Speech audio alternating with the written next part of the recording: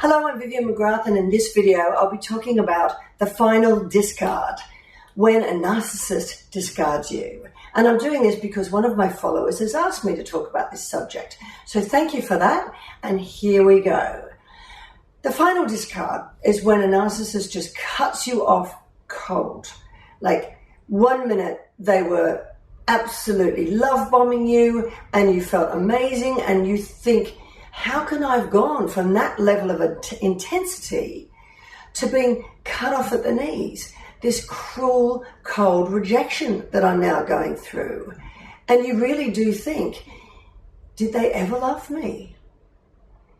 And it's really, really difficult, but you've just got to remember, this is not about you. It's about how you make them feel. Because a relationship with a narcissist is a parasitic one.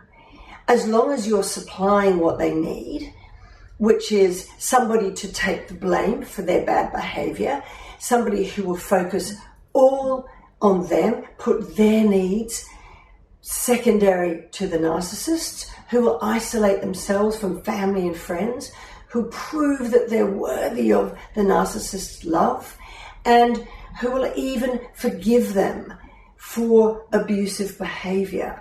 As long as you're supplying them that, they feel great about themselves and you'll still be in. But when they start to sense that they're not getting enough of that supply, well, then they'll just replace you like a vampire with somebody else that they can suck dry.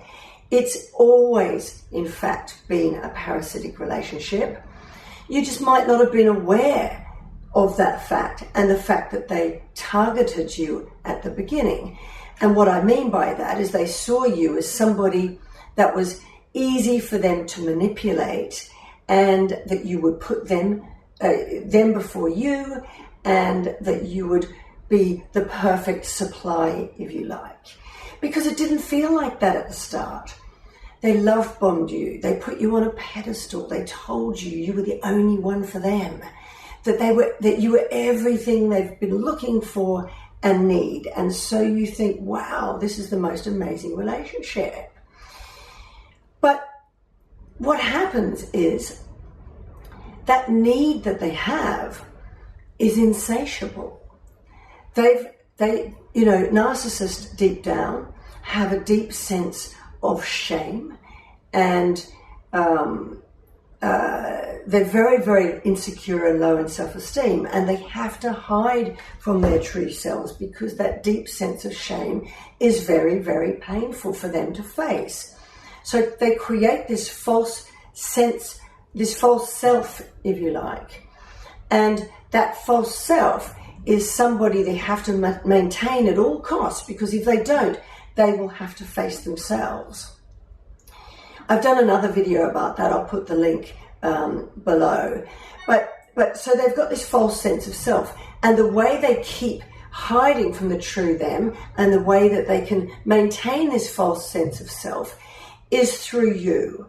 So whenever you are changing your behavior, because you think that maybe if you change your behavior, then the abuse will stop and they will change themselves. Every time you are forgiving them for abusive behavior, every time you are, when they are testing and crashing your boundaries, pushing your boundaries, you're letting them push through them and you just shift your own goalposts, then you are enabling them and they are feeding off you like supply. But there will come a time when you start to question them about this. You start to see them a little bit for who they are. And they fear that. It triggers their deepest fear that you are going to find them out and that you're going to find out who they really are. And they cannot bear that. So what they start to do is they start to push you away before you can push them away. They start to devalue you. And they start to do that by, things that you shared with them in moments of intimacy, they will use as a weapon to hurt you. They'll use manipulative tactics like gaslighting, where they tell you you're wrong, you're too sensitive, you are exaggerating, or their abuse. It didn't happen. I didn't do that.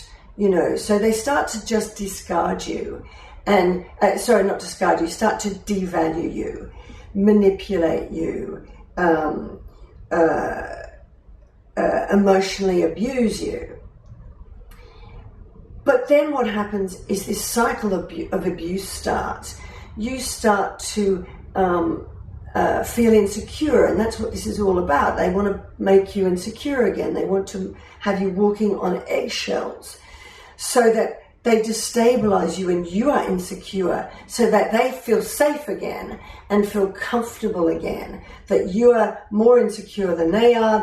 You're not going to find out who they really are. You're not going to expose the true them. They can stay within that bubble of their false self. I hope that makes sense.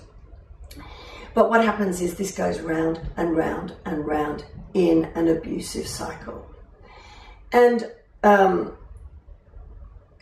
being a source of supply to them can be two different things. It can be a positive source of supply, where they see that you are someone who is putting their needs above their own. They can isolate you from family and friends. They can shift the blame of their abusive behavior onto you.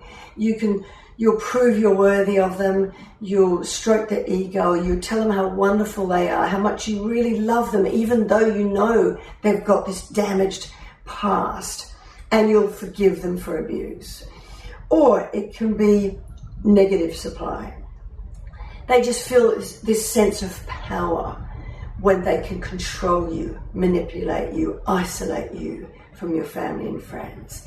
They feel a sense of power in crushing your self-esteem. By making you feel inadequate, they feel more powerful. And then one day, either you wake up and smell the coffee, which is what I did, and you really do see them for who they are, an abusive, nasty person who is hurting you, degrading you, and devaluing you, and you deserve better.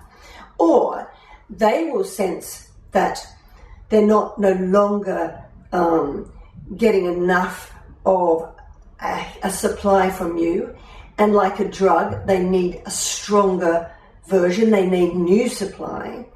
Or they'll just get bored of you. They'll just get tired of playing with you, and they want to find a new toy.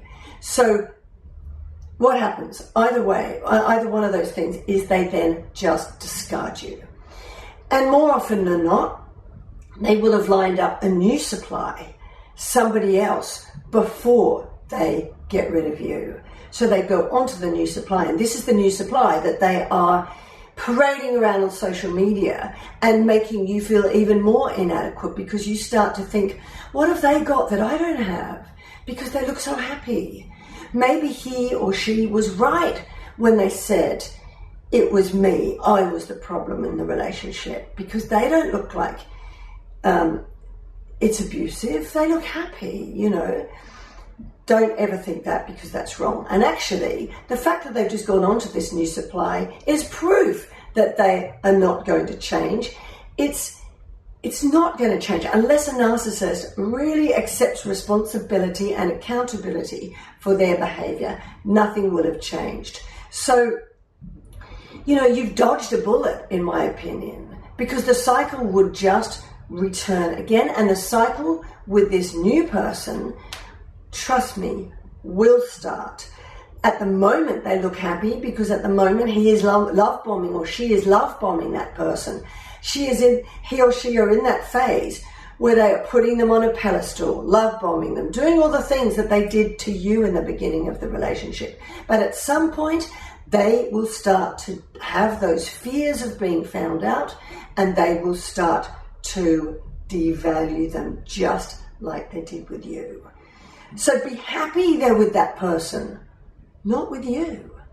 I mean, you can feel sorry for that person, of course, because they're going to probably abuse them like they have abused you. But at least be grateful they're not doing that to you anymore. And I know it hurts. I know how painful it is to 1 minute be told you are the center of this person's universe, and the next moment the North Wall gate has slammed shut and you are out in the cold. That's a Game of Thrones reference, if you picked up that one.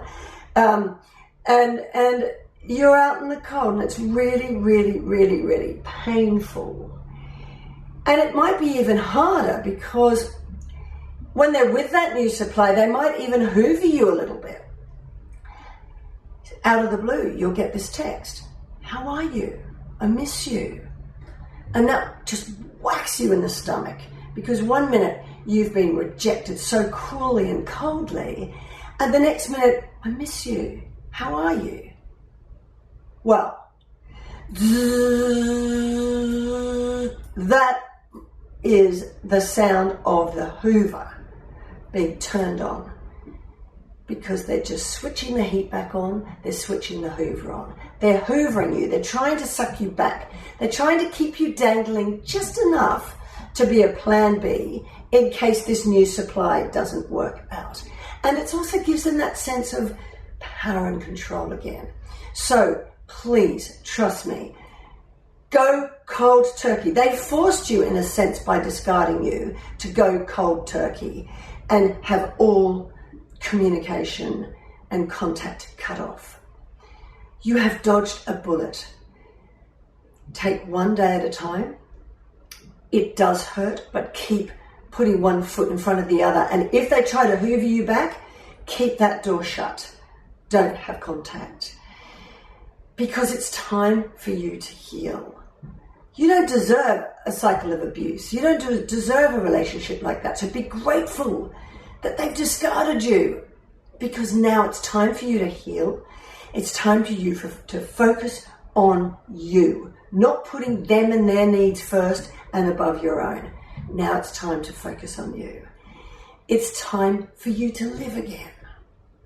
So that's the final discard, and why you've dodged a bullet, and you should be grateful to them for doing that. Because trust me, in years to come, it would be harder for you if you continue in that relationship and that cycle of abuse than it is for this shorter term pain of being discarded and out in the cold. You will get through it. Just focus on you, learning to love yourself in a way that they didn't love you, in a healthy way, and build your self-esteem. And then it will be time for you to live again, and maybe one day go on to find a healthier relationship. So if you love that video, if you like that video, love would be even better. Please do click the like button, give me your comments, tell me whether you've been discarded and how that feels. Subscribe and share to anyone you think it might be of help to. And I really look forward to seeing you in my next video.